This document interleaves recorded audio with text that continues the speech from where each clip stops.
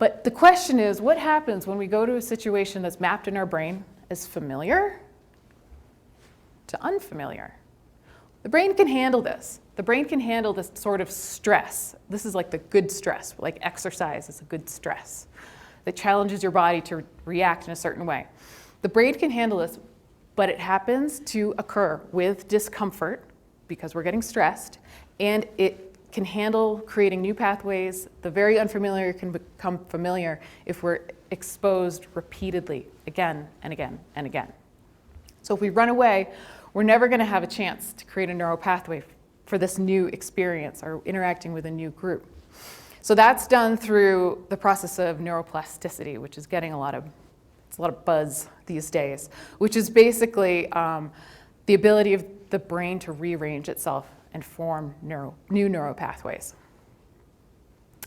And if we keep running away, what will happen is the unconscious brain and the familiar pathways will run the show, and we'll never be exposed to new people, new places. I just want you to think about a new experience, that is an experience of newness. Some folks may be going to another culture and being immersed there, not having food that they're familiar with or some sort of clash. So we'll just hold on to that information for ourselves and no need to share it right now. What I will share is the experience of a number of people who are in this room right now. So we worked on these different brain states is what we'll eventually call that being in the higher brain with all that functioning and the lower brain, the fight, flight, and freeze, with the peak office. And then we had an immersion experience at the Metropolitan Denver North Islamic Center.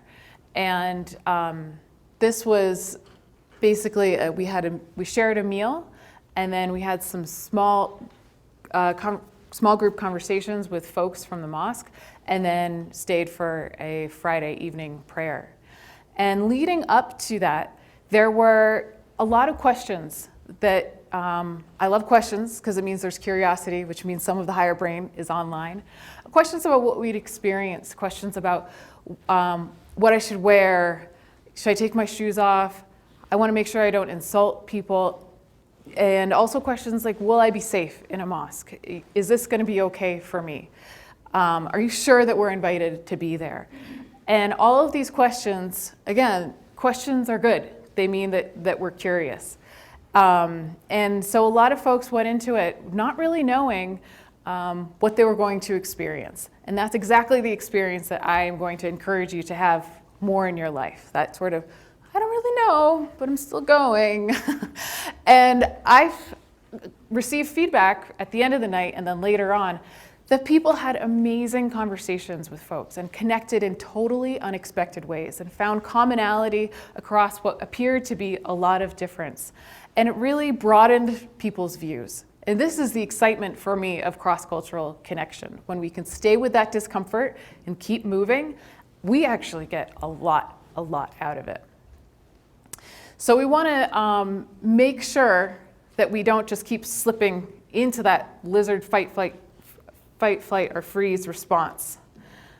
So I'm calling it lizard. I'll explain that in a second.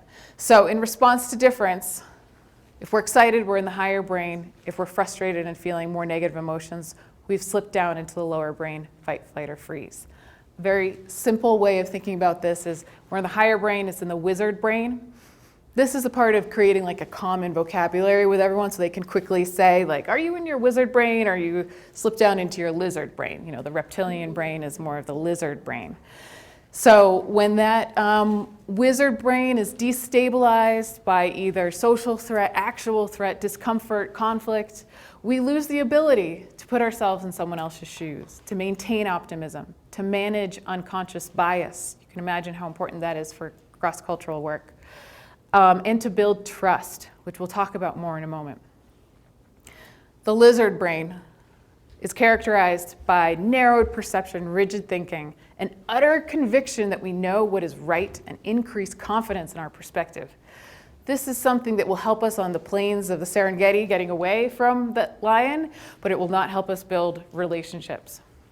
So the call to action is to discern that cultural difference is not a threat, and to not let the lizard brain run the show. So how do we do this?